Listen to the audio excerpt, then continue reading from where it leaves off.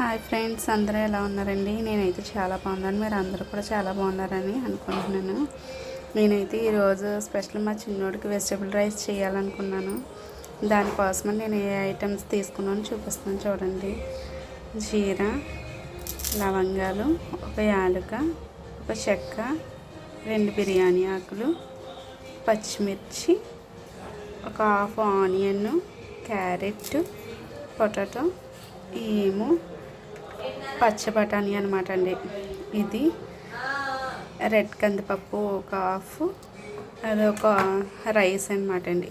Rice కొంచెం మిగతా ఈ హాఫ్కి కందిపప్పుని ఫుల్గా ఒక గ్లాసు సరిపడా తీసుకుంటున్నానండి. ఇలాగా తీసుకొని ఇది ఎలా ప్రిపేర్ చేస్తానో మీకు చూపిస్తాను చూడండి.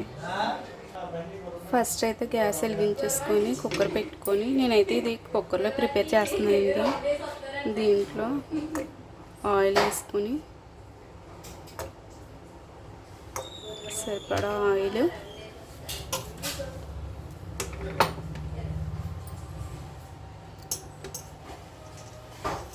వేడవగానే జీరా,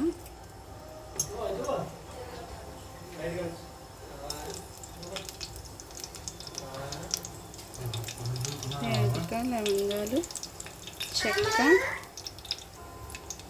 ఇందులోనే బిర్యానీ ఆకులు వేసేసుకుంటున్నాను. దాన్ని అయితే కొంచెం అలా కొద్దిగా ఫ్రై అయిన తర్వాత ఇందులోనే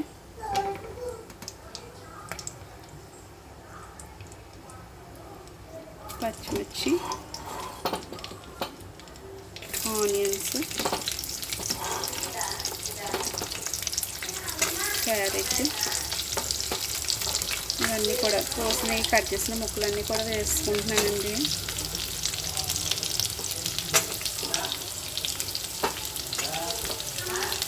వేసుకొని ఫ్రై చేసేస్తున్నాను.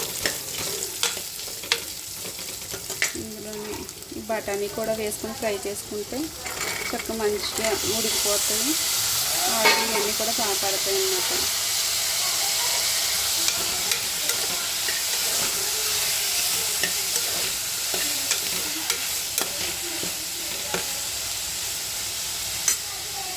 అవి కొంచెం వేగే లోపల ఒక 2 మినిట్స్లో వేగిపోతుందా. వేగే లోపల నేనైతే రైస్ కడిగేసుకున్నానండి నీట్గాని. ఇంకో కడిగేసుకొని వీటిలోకి మనం ఒక గ్లాసు రైస్ తీసుకున్నాం కాబట్టి, పప్పు రైస్ తీసుకున్నాం కాబట్టి ఇందులో 2 గ్లాసెస్ వాటర్ యాడ్ చేసుకొని పక్కన పెట్టేసుకున్నాం అనుకోండి.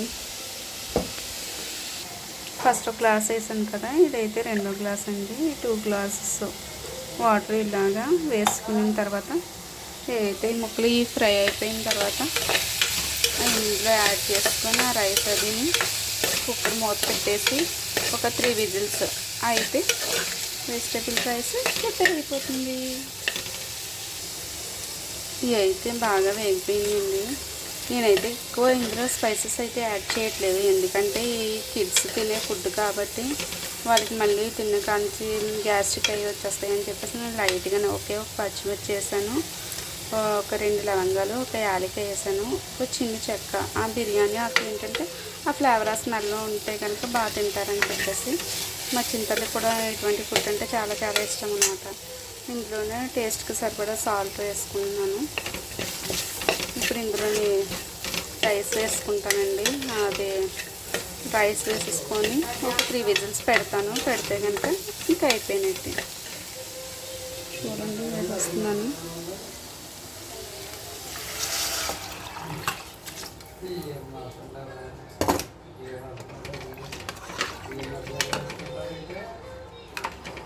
నేనైతే కుక్కర్ మూత పెట్టేశానండి. ఇంకో విజిల్ కూడా పెట్టేస్తున్నాను. 3 విజిల్స్ అయిన తర్వాత ఆఫ్ చేసుకుంటే రైస్ అయితే రెడీ అయిపోతుంది.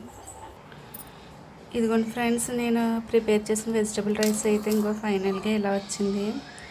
టేస్ట్ అయితే చాలా చాలా బాగుంది. నేనైతే అప్పుడే టేస్ట్ కూడా చేసాను. ఇంకా మా చింతలకి పెడదామని చెప్పేసి ఇంకొన్ని ప్లేట్లో అయితే పెట్టాను. మీకు కనుక ఈ వీడియో కనుక నచ్చినట్లయితే లైక్, షేర్ అండ్ సబ్స్క్రైబ్.